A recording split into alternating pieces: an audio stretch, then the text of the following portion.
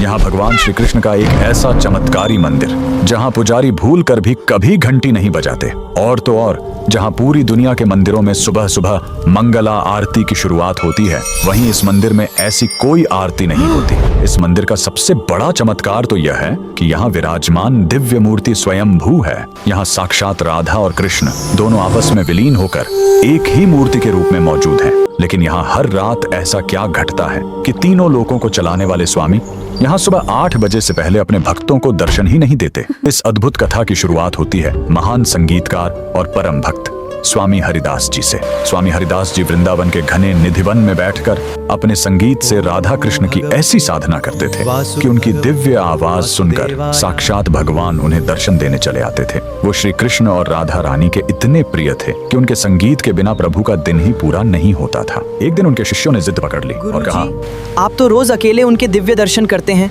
कृपया कुछ ऐसा कीजिए कि हम आम लोगों को भी प्रभु के दर्शन मिल सकें।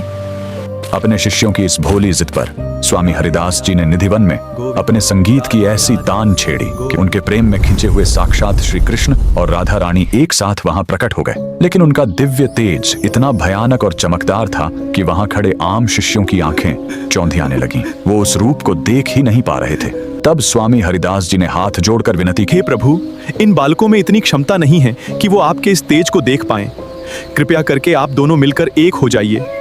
और अगले ही पल राधा और कृष्ण एक दूसरे में विलीन हो गए और उन्होंने एक अनोखा, काले और परम सुंदर रूप ले लिया। यही था प्रभु का बांके बिहारी रूप, जो आज उसी मूर्ति के रूप में वृंदावन में विराजमान है। उसी निधिवन के पास आज प्रभु का विशाल बांके बिहारी मंदिर स्थित है। पर इस मंदिर के नियम पूरी दुनिया से अलग हैं। दरअसल ऐसी मान्यता है कि आज भी हर रात ठाकुर जी अपने मंदिर से निकलकर निधिवन जाते हैं। वहाँ वो देर रात तक राधा रानी और गोपियों के साथ रास लीला रचाते हैं। रात भर खेलने और नाचने के कारण प्रभु पूरी तरह थक जाते हैं। इसलिए एक नन्हे से बच्चे की तरह उनकी नींद सुबह जल्दी नहीं तोड़ी जाती और उन्हें सुबह 8 बजे से पहले उठाया नहीं जाता। और यही सबसे बड़ा कारण है कि मंदिर में भूलकर भी कभी घंटी नहीं बजाई जाती, ताकि गहरी नींद में सो रहे भगवान की नींद अचानक शोर से खराब ना हो। भगवान श्री कृष्ण और राधा रानी के इस अद्भुत रूप के लिए सभी भक्त कमेंट में राधे राधे जरूर लिखें।